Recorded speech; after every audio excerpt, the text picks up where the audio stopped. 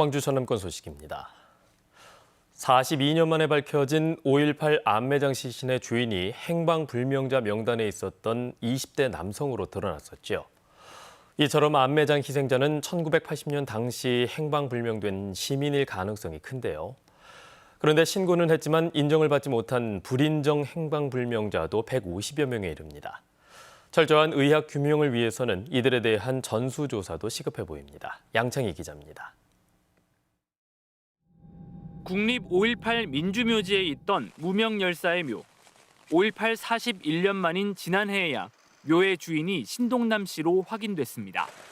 신 씨의 가족은 1993년 행방불명 신청을 했지만 증언이 충분치 않다는 이유 등으로 인정을 받지 못했습니다. 5.18 조사위원회가 당시 진료 기록 등을 토대로 신 씨가 묘역에 있을 거라고 추정한 뒤 동생의 DNA와 대조하고서야 희생 사실을 확인했습니다. 제가 그 당시 나이가 12살 정도 돼가지고 이제 형님 유해를 찾았으니까 잘 모셔야죠. 찾아주셔서 감사합니다. 1990년부터 7차례에 걸쳐 행방불명 신청을 받았지만 증거 부족 등을 이유로 실종 사실이 인정되지 않은 불인정 행방불명자는 157명이나 됩니다. 그 뒤 추가 조사가 이뤄져 신동남 씨처럼 5.18과의 관련성이 확인될 가능성은 얼마든지 있습니다. 암매장 희생자를 더 찾기 위해서는 이런 불인정 행방불명자 가족의 DNA까지 전수 채취하고 광주 교도소 등에서 발견된 유골과 대조하는 작업이 시급하다는 목소리가 그래서 나옵니다. 세월이 흐르면 흐를수록 이제 더더욱 찾기가 더 힘들게 되겠죠. 어딘가에 유골이 나와도 DNA가 없으면 어떻게 할 거예요, 이거를. 진상조사위원회도 단기간에 끝날 것이 아니라 계속 이 활동을 해줬으면 하는 바람이고 5.18 조사위원회는 불인정 행방불명자 가운데 70여 명의 가족에 대해서는 DNA 채취를 마쳤지만 나머지 80여 명의 가족들은 연락처를 추적하고 있습니다. KBS 뉴스 양창희입니다. 옛 광주교도소에서 발견된 유해 일부가 5.18 당시 행방불명자의 것으로 잠정 확인되면서 사망의 원인과 암매장 여부 등을 밝히기 위한 후속 절차가 본격화됩니다. 5.18 진상규명조사위원회는 광주시와 광주검찰청, 광주경찰청 등 관계기관과 실무자 회의를 열고 이르면 이번 주부터 후속 절차 논의에 나선다고 밝혔습니다. 해당 기관들은 형사 절차상 사망 원인 등을 밝히기 위해 변사 사건으로 수사를 진행하는 한편 향후 추가적인 행불자 유전자 일치에 대비해 협조 체계를 세울 것으로 알려졌습니다. 5.18 구묘역 인근에 추모관이 들어섭니다. 광주시는 민족민주열사묘역 입구주차장에 5.18 유공자와 가족, 민주열사 대상 추모관을 신축하기 위한 개발 제한구역 관리계획 변경을 승인하고 공고했습니다.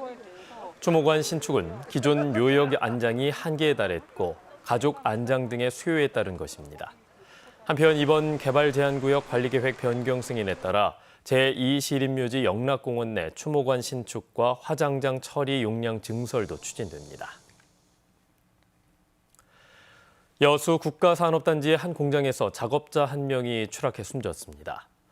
추락 대비용 안전시설만 설치했더라면 막을 수 있었던 사고로 보입니다. 김호 기자입니다.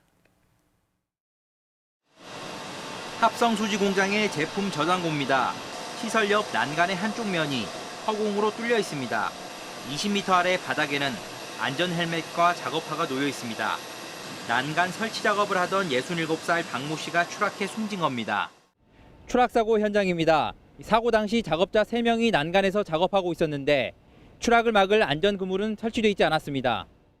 박 씨는 추락 방지용 안전고리를 몸에 걸고 있었지만 작업 도구를 가져오려고 잠시 풀었다가 발을 헛디디면서 바닥으로 추락한 것으로 알려졌습니다. 최근 광양산단에서 잇따른 추락사고로 작업자 2명이 숨진 데 이어 여수에서는 화학물질이 노출되는 등 크고 작은 사고가 끊이지 않고 있습니다. 노동계는 추락 방지 시설 등 예방 조치만 했다면 막을 수 있는 사고들이었다며 회사 측의 안전 불감증을 원인으로 지목했습니다. 원청 그리고 이제 작업을 수행하는 이 업체들이 안전 관리에 대한 이 투자와 그리고 실질적인 인력을 배치하고 하는 과정들이 더 확충돼야 된다 이렇게 봅니다. 경찰은 이번 사고와 관련해 안전관리자 현장 배치 여부 등 충분한 예방 조치가 이루어졌는지를 회사 관계자들을 불러 조사할 방침입니다. KBS 뉴스 김호입니다. 예산 소진으로 중단됐던 광주 상생카드 할인 발행이 다음 달 재개됩니다.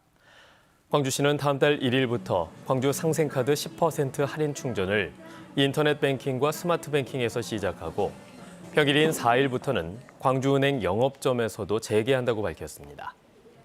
한 달 할인 한도는 체크카드와 선불카드 각각 50만 원씩에서 체크카드와 선불카드를 합쳐서 50만 원으로 절반으로 줄었습니다. 광주 상생카드 발행액은 첫 해인 2019년 864억 원에서 지난해 1조 2,230억 원으로 늘었고 올해는 지난달 말 기준 6,967억 원입니다. 정부의 반도체 특화단지 지정을 앞두고 광주시와 전라남도가 추진위원회를 구성하는 등 유치전에 속도를 내고 있습니다. 인공지능과 에너지 등 지역의 주력 산업과 연계해서 반도체 기업을 유치하겠다는 전략입니다. 부지 무상 공급과 지방세 감면 등 파격적인 우대 정책도 내세웠습니다. 최혜진 기자입니다. 광주 북구와 광산구, 전남 장성군에 걸쳐 조성된 첨단 3지구 산업용지입니다. 인근에 40만 킬로와트급 전력망이 있고 장성호와 담양호를 이용해 하루 27만 톤의 용수 공급도 가능합니다. 광주시와 전라남도가 첨단 3지구를 반도체 특화단지 후보지로 정하고 추진위원회를 구성했습니다. 민선 8기 상생협력사업 1호입니다. 이 반도체 특화단지 유치와 반도체 산업 육성이라는 시즌2를 광주 전남이 공동으로 추진해 간다는 점이 참으로 가슴 벅차고 공동추진위원장은 반도체 대기업 사장 출신의 김종갑 전 한전 사장과 정성택 전남대학교 총장. 올해 연말이나 내년 초로 예정된 정부의 반도체 특화단지 지정을 앞두고 본격적인 유치전에 뛰어든 겁니다. 우리의 열정이면은 사람, 기술, 돈을 좀 데리고 올 수 있는 길이 있겠다 하는 생각이 듭니다. 광주시와 전남도가 유치에 나선 분야는 국내 비중이 높은 메모리 반도체가 아닌 전자기기를 제어하고 운영하는 데 사용하는 비메모리, 이른바 시스템 반도체입니다. 광주의 인공지능과 자동차, 전남의 에너지 등 주력 산업과 연계해서 기업을 유치하고 전문 인력도 키우겠다는 겁니다. 수도권 접근성이 떨어지고 전문 인력 확보도 쉽지 않은 만큼 파격적인 우대 정책도 추진합니다. 부지 무상 제공과 10년 동안 용수 무상 공급, 지방소득세 10년 감면, 재생에너지 전력 등을 지원하기 위해 시도 공동 조례도 만들 방침입니다. 광주 전남에서도 자치단체 차원에서 파격적인 인센티브를 이렇게 지원할 수 있도록 함께 노력을 하겠습니다. 윤석열 정부의 수도권 중심 정책으로 지역 균형 발전이 후퇴하고 있다는 비판을 받는 가운데 광주 전남 반도체 특화단지 조성을 위한 추진 전략이 속도를 내고 있습니다. KBS 뉴스 최진입니다.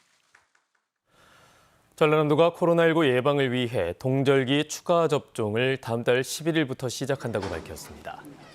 이번 추가 접종은 초기 코로나19 바이러스와 오미크론 변이 바이러스를 예방할 수 있는 이가 백신을 활용하며 모더나와 화이자 등 메신저 리보 핵산 방식의 백신입니다.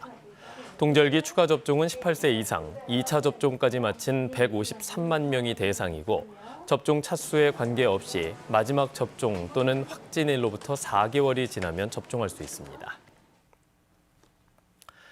전라남도 의과대학 유치를 위한 토론회가 순천대학교에서 열렸습니다. 어제 토론회는 서동욱 전라남도의회 의장과 고영진 순천대 총장을 비롯해 의과대 유치 특별위원 등이 참석해서 의대 유치 필요성과 유치 방안을 논의했습니다. 발제를 맡은 박기영 순천대 교수는 의사 인력의 수도권 편중으로 의료 서비스의 불균형이 심화되는 가운데 전남의 취약한 의료 현실에 대안은 의과대학 설립이라고 강조했습니다. 전라남도 의과대학 유치대책위원회는 다음 달 6일 목포대학교에서 2차 토론회를 열 계획입니다.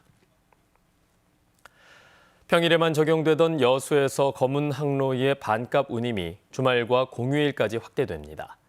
여수시는 어제부터 여수에서 검은 항로를 이용하는 일반인의 여객 운임 50%를 날짜에 상관없이 연중 지원하기로 했다고 밝혔습니다. 이에 따라 여수에서 거문도까지 여객선 이용객들은 운임 36,100원 중 절반인 18,050원을 지불하면 되고 나머지 운임은 여수시가 부담합니다.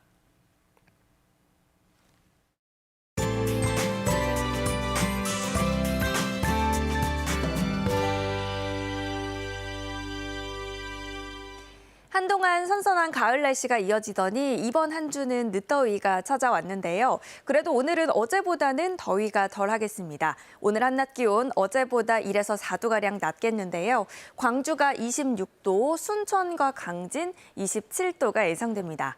낮 기온이 이렇게 쑥 오르면서 일교차가 10도 안팎으로 크게 벌어지고 있습니다. 옷차림에 유의하셔야겠습니다.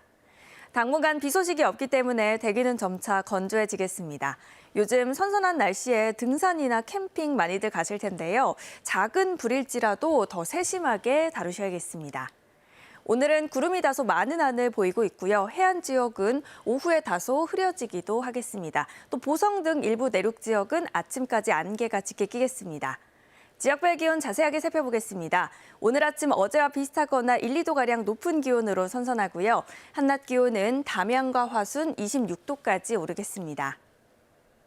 여수의 낮 최고 기온 24도, 순천 27도가 예상됩니다.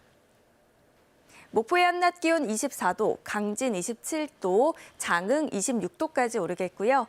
신안을 비롯한 도서 지역은 23도에서 25도가 예상됩니다. 바다의 물결은 전해상에서 비교적 잔잔하겠습니다. 내일부터는 낮 기온이 더 오르겠는데요. 광주의 한낮 기온이 28도가 예상됩니다. 날씨였습니다. 뉴스를 마칩니다. 여러분 고맙습니다.